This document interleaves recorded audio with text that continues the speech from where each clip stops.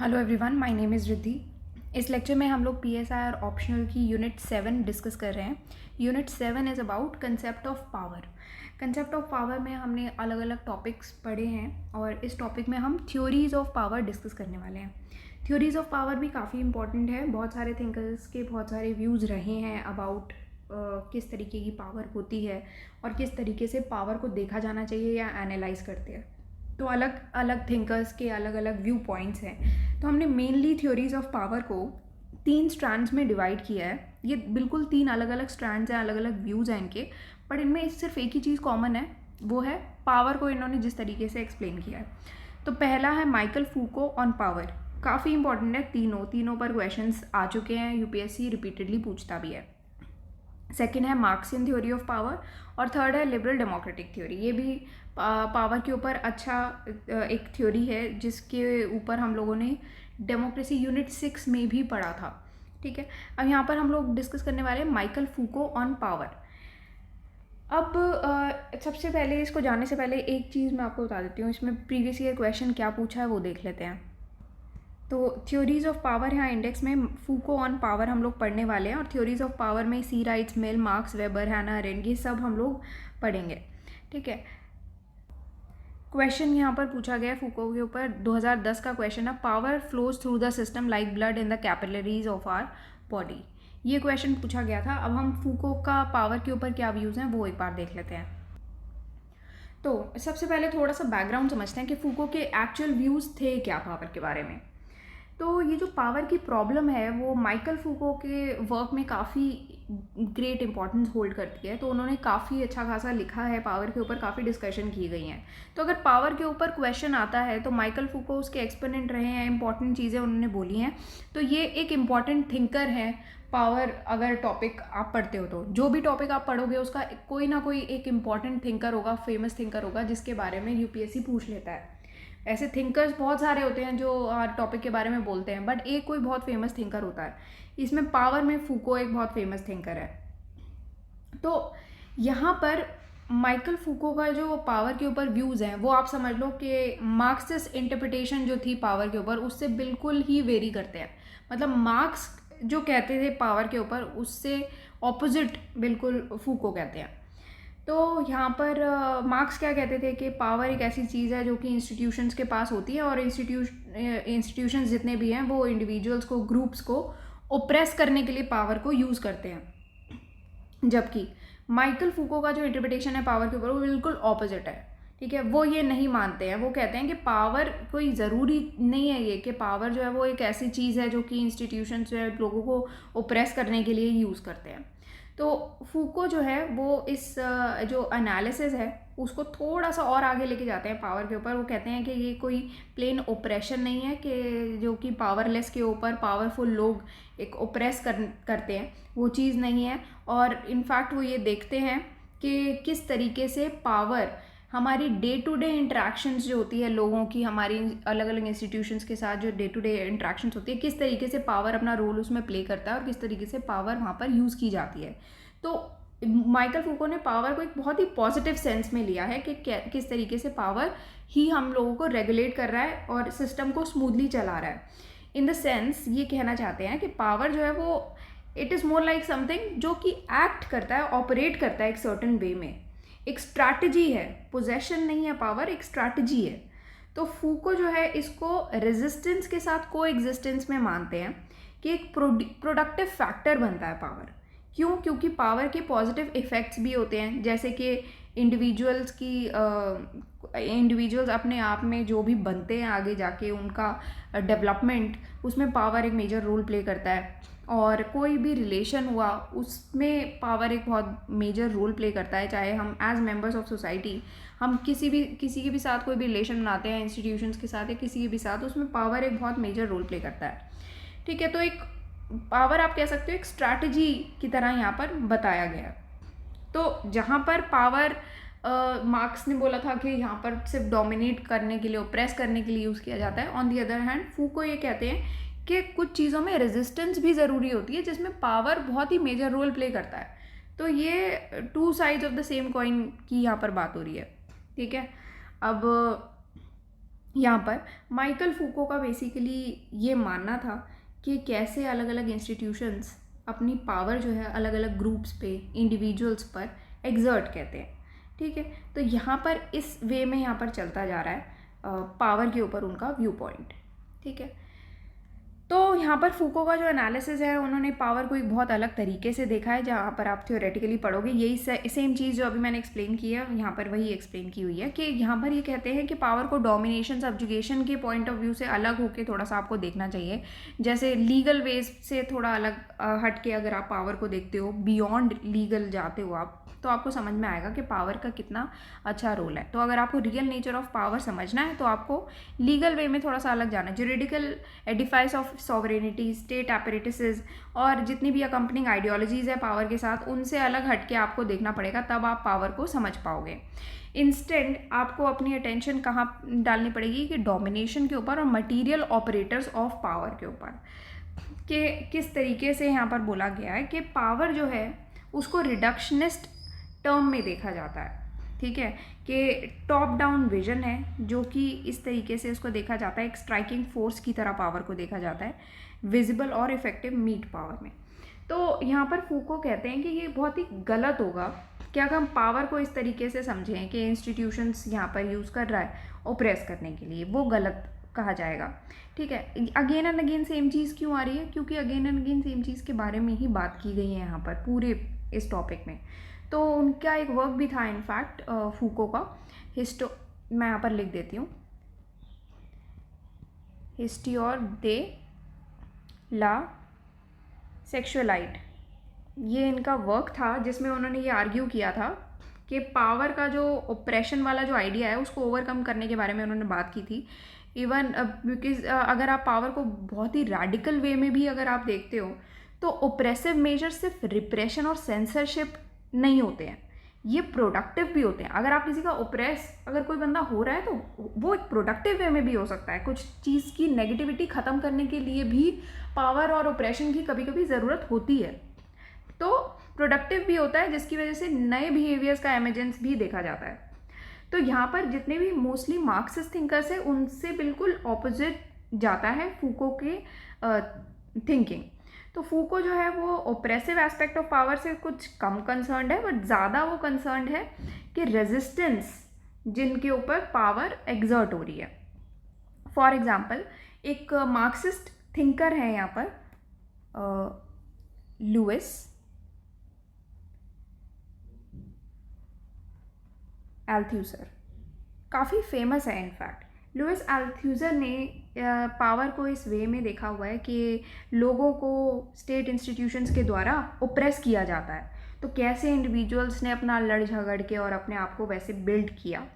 जबकि एल्थ्यूजर के लिए इंडिविजुअल्स जो है वो आइडियोलॉजिकल और रिप्रेसिव एपरेटस के सिर्फ एक कठपुतलियाँ सी बन के रह गई हैं, पपेट बन के रह गए हैं। और पावर जो है एल्थ्यूजर के अकॉर्डिंग ये एक टॉप डाउनवर्ड्स जा रही है, कि मतलब कि एक ओप्रेशन वे में जा रही है। जबकि फूको जो है वो एक ऑल्टरनेटिव मॉडल सजेस्ट करते हैं यहाँ पर, जिसमें पावर रिलेशंस जो हैं वो सारे रिलेशनल स्ट्रक्चर्स हैं सोसाइटी के, उसमें जाती है।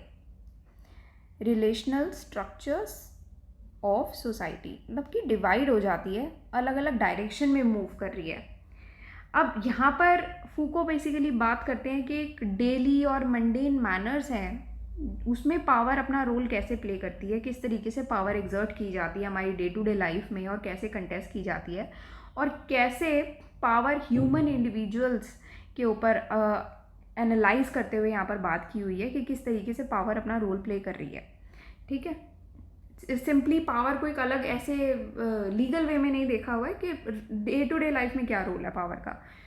तो यूजुअली पावर ऐसे समझा जाता है कि एक पर्सन जो दूसरे पर्सन पर अपने अगर विल इम्पोज कर दे कि भैया जो मैं कह रहा हूँ तुझे वही करना पड़ेगा, और दूसरा बंदा बिल्कुल पावरलेस है और वो करने पर मजबूर हो जाए, तो उसको पावर के साथ रिलेट किया जाता है, देखा जाता है। या फिर कोई डरा धमका के आपसे कोई काम करा ले, आप करना नहीं चाहते, तो उस वे में भी पावर को देखा जाता है।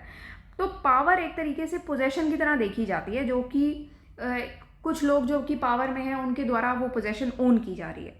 ठीक है, बट फूको के ओपिनियन में पावर एक ऐसी चीज़ नहीं है जो कि ओन की जा सकती है, पावर कभी भी ओन नहीं की जा सकती, बट रादर पावर एक ऐसी चीज़ है जो कि एक्ट की जाती है, मैनिफेस्ट की जाती है, एक सर्टन वे होता है उसका, तो एक स्ट्रैटेजी है, पोजेशन नहीं है। पावर को एनालाइज किया जाना चाहिए इस तरीके से जो कि सर्कुलेट कर रही है। तो पावर बेसिकली यहाँ पर अलग अलग डायरेक्शन में जा रही है, पावर सर्कुलेट कर रही है, ठीक है। तो यहाँ पर इस बारे में बात की है, और एक काइंड ऑफ चेन फॉर्म कर लेती है, फॉर्म ऑफ चेन की तरह सर्कुलेट करती है पावर, इस तरीके से फॉर्म ऑफ चेन की तरह फंक्शन करती है।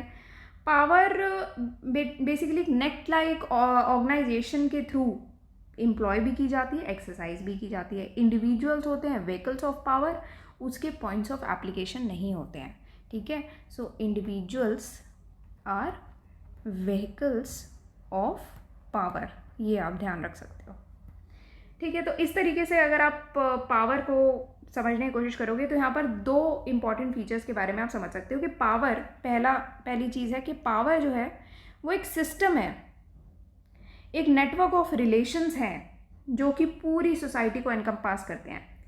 कोई भी ओप्रेस्ड या ओप्रेसर के बीच का रिलेशन नहीं है पावर, ठीक है। दूसरी चीज़ कि इंडिविजुअल्स जो है वो सिर्फ पावर के कोई ऑब्जेक्ट्स नहीं हैं, they are not objects of power, ठीक है, बल्कि इंडिविजुअल्स जो है वो एक ऐसे लोकस हैं जहाँ पर पावर और रेजिस्टेंस जो है वो एक्सर्ट की जाती है, ठीक है। पावर एंड रेजिस्टेंस के कंटेक्स्ट में एक्सर्ट की जा रही है यहाँ पर, ठीक है। तो सेकंड पॉइंट ये वाली बात की गई है। तो यहाँ पर जो पूरा फूको का जो आइडियोलॉजी रही है पावर के बारे में, वो इसी तरीके से, इसी वे में इर्द गिर्द घूम रही है। तो फूको के लिए स्टेट भी सिर्फ एक ऐसा ऑब्जेक्ट नहीं है जो कि पावर ओन करता है, बल्कि स्टेट एक ऐसा सिस्टम है जो कि एक सिस्टम ऑफ रिलेशंस बिल्ड करता है इंडिविजुअल्स के बीच में और खुद के बीच में, ताकि पॉलिटिकल सिस्टम भी ठीक तरीके से काम करता रहे, ठीक है। तो यहाँ पर इस वे में ही पावर की बात की गई है। अब आपको फूको का ये समझ में आ गया होगा कि बेसिकली ये पर्सन कह क्या रहा है पावर के बारे में, ठीक है। तो यहाँ पर ये कहा गया है कि जो भी पावर होल्ड कर रहे हैं, जो भी at the top of the system है और पावर होल्ड कर रहे हैं, वो फेवरेबली स्टेशन्ड है कि वो बहुत सारे ऑपरेटर्स जो भी काम कर रहे हैं सिस्टम में उनका एडवांटेज ले सकें और नई नई techniques, knowledge, modalities of political power भी डिवाइस कर सकें। यहाँ पर इस तरीके से आप कह सकते हो कि उनके पास वो मीन्स ऑफ पावर हैं जिसके द्वारा वो, बिकॉज अगर मान लो कि मैं एक स्ट्रैटेजिक पोजीशन पर बैठी हुई हूँ, या फॉर एग्जांपल हमारे प्राइम मिनिस्टर हैं, वो एक स्ट्रैटेजिक पोजीशन पर बैठे हुए हैं, उनके पास काफ़ी पावर है जिसका वो यूज़ कर सकते हैं कोई भी चीज़ करवाने, कोई भी काम करवाने के लिए। अब वो काम आप दो तरीके से पावर को देख सकते हो, एक नेगेटिव भी देख सकते हो, पॉजिटिव भी देख सकते हो। बट यहाँ पर फूको ने क्या फोकस किया है कि यहाँ पर अगर आप पॉजिटिव चीज़ देखोगे, अगर मान लो कोई गलत काम हो रहा है तो ऑब्वियसली प्राइम मिनिस्टर के पास एक पावर है कि वो उस चीज़ को रोक सकते हैं, ठीक है। तो वो एक रेजिस्टेंस के तौर पर भी काम आ रही है। तो जो भी पर्सन एक स्ट्रैटेजिक पोजीशन वो ऑक्यूपाई कर रहे हैं, उसी स्ट्रैटेजिक पोजीशन के वजह से उनके पास वो मीन्स ऑफ पावर है, ठीक है, जो वो एक्सेस कर सकते हैं। जैसे कि कोई भी सीनियर ब्यूरोक्रेट है, अपनी पोजीशन की वजह से वो कोई भी प्रोजेक्ट को सैंक्शन कर सकता है और उस प्रोजेक्ट को रुकवा भी सकता है अगर वो प्रोजेक्ट काम नहीं कर रहा उसके मुताबिक, ठीक है, तो वो उस प्रोजेक्ट को रुकवा भी सकता है। तो यहाँ पर इस बारे में भी बात की गई है। अब फूको का जब एनालिसिस के बारे में हम समझते हैं तो यहाँ पर जो पावर का फिनोमेना है वो अभी के जो पावर अपरेटिस्ट हैं वो उसके हिसाब से अगर देखा जाए तो काफ़ी अनरियलिस्टिक रिडक्शनिज़म लगता है ये, क्योंकि पावर इस तरीके से वो नहीं है जो कि अभी लोग सोचते हैं या समझ रहे हैं या देख रहे हैं। रियलिटी में power is the expression of hundreds of micro processes, ऐसे माइक्रो प्रोसेसेस जो कि अलग अलग सोर्सेज से आ रहे हैं, अलग अलग रिजल्ट्स प्रोड्यूस कर रहे हैं। तो पावर जो है वो एक मल्टीपल चीज़ों में फैला हुआ है, मल्टीपल डायरेक्शंस में फैला हुआ है, ठीक है। तो ये वो नहीं है जो लोग सिर्फ समझ रहे हैं या देख रहे हैं। तो फूको जो है वो जनरली जितनी भी थ्योरीज़ हैं जो कि एक ही आंसर दे देती हैं हर चीज़ का, जैसे फॉर एग्जांपल अगर हम मार्क्सिस्ट थ्योरी के बारे में बात करते हैं तो वो भी हर चीज़ का सिर्फ एक ही एक्सप्लेनेशन दे रही है, जनरलिस्टिक एक्सप्लेनेशन जिसकी भी जा रही है, फूको उसको क्रिटिसाइज कर रहा है। ऐसी थ्योरीज जो कि एब्सोल्यूट आंसर्स देती हैं हर एक चीज़ का, मतलब एक ही आंसर आ रहा है कि पावर क्या है। अगर मार्क्सिस्ट वे में बात करें कि ओप्रेस्ड ओप्रेसर के बीच का जो रिलेशन है पावर है, तो एक जनरलिस्टिक स्टेटमेंट एब्सोल्यूट आंसर हो गया हर चीज़ का, है ना। तो उन थ्योरीज के क्रिटिकल है, उस रीज़न की वजह से वो ये क्लियर करते हैं कि पावर जो है वो कम्प्लीटली, ये तीन चीज़ें ऐसे डिस्क्राइब नहीं कर सकती पावर को। सबसे पहली चीज़, एक ग्रुप ऑफ इंस्टीट्यूशन से ऐसे मैकेनिज्म जिनका एम है कि सिटीजन्स उनको ओबे करें and yield to the state. Next चीज़, यील्डिंग टू रूल्स। नेक्स्ट, एक जनरल और ऑपरेसिंग सिस्टम जहाँ पर एक सोसाइटल क्लास और ग्रुप दूसरे को ओप्रेस कर रही है। तो ये सारे व्यूज़ जो हैं वो पावर को डिस्क्राइब नहीं करते हैं फूको के मुताबिक, ठीक है। तो ये फूको के ऑल एंड ऑल व्यूज़ रहे हैं जिसके ऊपर उन्होंने बात की है। तो पावर को उन्होंने एक पॉजिटिव सेंस में लिया है, ठीक है। तो इस लेक्चर में हम लोग इतना पढ़ेंगे। नेक्स्ट लेक्चर में हम लोग सी राइट्स मिल के बारे में पढ़ेंगे। ये एडवांस रीडिंग का टॉपिक है, तो ये पेड कोर्स में आपको ये पूरा टॉपिक मिल जाएगा। C Wright Mill and then Marx and Weber, इनका भी हम लोग एडवांस लेक्चर्स में डिस्कस करेंगे which is part of paid course.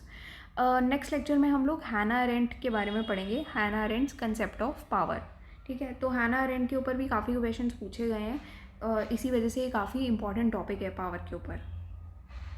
Also this is our website synopsisize.in। यहाँ पर आप ऑप्शनल्स में जाओगे, PSR ऑप्शनल में जो भी आपको डिटेल्स चाहिए ऑप्शनल के रिगार्डिंग वो सब आपको मिल जाएंगी। एंड हमने पिछले 40 साल के क्वेश्चंस को कंपाइल करके उस पर बेस्ड ये पूरा ऑप्शनल के नोट्स बनाए हैं। तो इसके अलावा आपको कुछ भी और पढ़ने की नीड नहीं है, सिर्फ ये पढ़ जाओगे हो जाएगा। क्वेश्चंस यहीं से आने वाले हैं और इधर उधर से कहीं नहीं आएंगे, ठीक है। So that's all for today and thank you for watching the lecture.